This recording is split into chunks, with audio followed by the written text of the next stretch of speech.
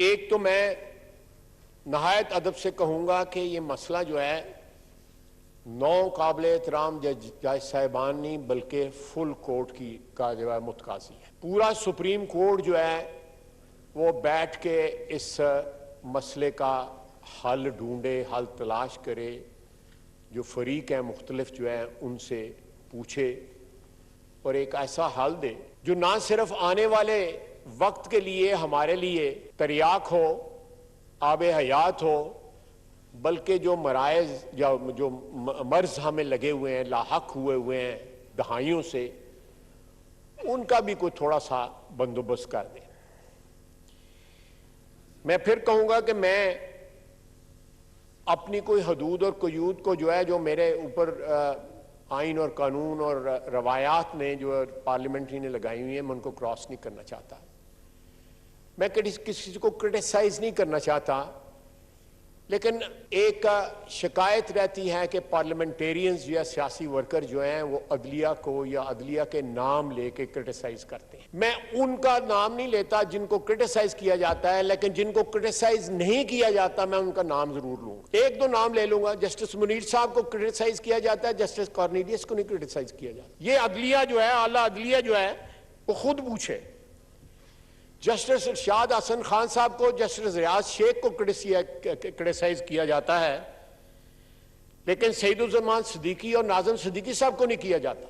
जजों के नाम लिए जाते हैं, क्रिटिसाइज किया जाता है। पनामा के जजेस को क्रिटिसाइज किया जाता है, जिन्होंने मेरे कायद को नवाज शरीफ के मुतल्लिक जो है मुख्तलिफ रिमार्क्स पास किए, नामों से पुकारा, गलत नामों से पुकारा, बुरे नामों से पुकारा, उनका नाम लिया जाता है, क्रिटिसाइज किया जाता है उनको। जब वो हमारी टेरिटरी को ट्रेसपास करेंगे उन कुर्सियों पे बैठे हुए, तो हमारा भी हक बनता है कि हम आवाज उठाएं कि उन्होंने अपनी कुर्सी के तकाजे पूरे नहीं किए हुए। साकिब निसार साहब का नाम है, खोसो साहब का नाम है, लेकिन उसके बाद नासरुल मुल्क और तसद्दुक जिलानी साहब का नाम नहीं आता। क्यों नहीं नाम आता? ये अदलिया जो है, आला अदलिया अपने आप से ये सवाल करे कि जो डिसोल्यूशन हुई है असेंबलियों की, 2 सूबाई असेंबलियों की जो डिसोल्यूशन हुई है, उसका सारा जो मलबा है जिसको हम इस वक्त फेस कर रहे हैं सुप्रीम कोर्ट के अंदर, उसको क्यों ना एग्जामिन कर लिया जाए कि वो जो डिसोल्यूशन हुई है वो सही है या गलत है। या उससे पीछे चले जाएं जब 63A रीराइट किया गया है, तजावज किया, आला अदलिया ने कॉन्स्टिट्यूशन को रीराइट किया, ये उनका काम नहीं है। और जिस तरह रीराइट किया गया 63A को, ये डायरेक्ट उसका रिजल्ट है जो इस वक्त कॉन्स्टिट्यूशनल क्राइसिस जो हम फेस कर रहे हैं। और सारा मुल्क जो है वो ग्राइंडिंग हॉल्ट पे आया हुआ है, इकोनॉमिकली भी, पॉलिटिकली भी और अदरवाइज भी। ये सारा सिलसिला अगर जाना है तो इस वक्त जो कल्प्रेट हैं, जो लोग इन्वॉल्व थे, जिन जिन जगहों के लोग इन्वॉल्व थे, उनकी कन्फेशंस भी ऑन रिकॉर्ड आ चुकी हैं, डायरेक्टली इनडायरेक्टली, के पनामा केस में नवाज शरीफ के साथ क्या हुआ था। नवाज शरीफ के साथ जो ज्यादती हुई, जिस तरह 4 साल के बाद PMLN की हुकूमत जो है वो फारिग की गई नवाज शरीफ की, और उसको ताहयात जो है डिस्क्वालीफाई किया गया। आप बताएं कौन सा ऐसा कोई अदारा है जिसके अफराद को ताहयात जो है एक और अदारा जो है वो डिस्क्वालीफाई कर देता है। मुझे डिस्क्वालीफाई किया गया था ताहयात, नवाज शरीफ को ताहयात, आज भी वो ताहयात जो है और सारे जो पनामा का जो मलबा है उसको फेस कर रहा है। उस वक्त से ये स्टार्ट होना चाहिए। हमारी एस्टेब्लिशमेंट में भी अपना रोल रिकॉर्ड का हिस्सा बन चुका है पिछले 7-8 महीने में, कि उनकी कन्फेशंस मौजूद हैं कि हमने उसमें मुदाखलत की।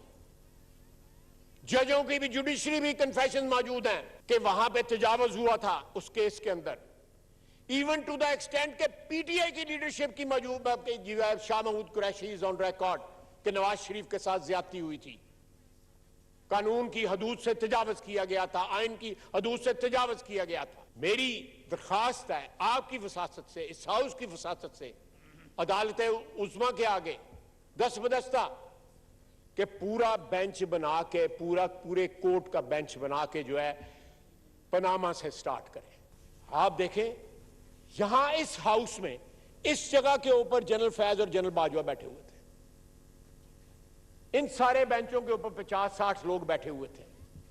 हमें बताया गया कि तालिबान जो है वो शरीफ हो गए ना, अब वो वापस आ रहे हैं और पुरअमन होंगे और बच जाएंगे और हमारी बातचीत हमारा सारा जो उनके साथ हो गया।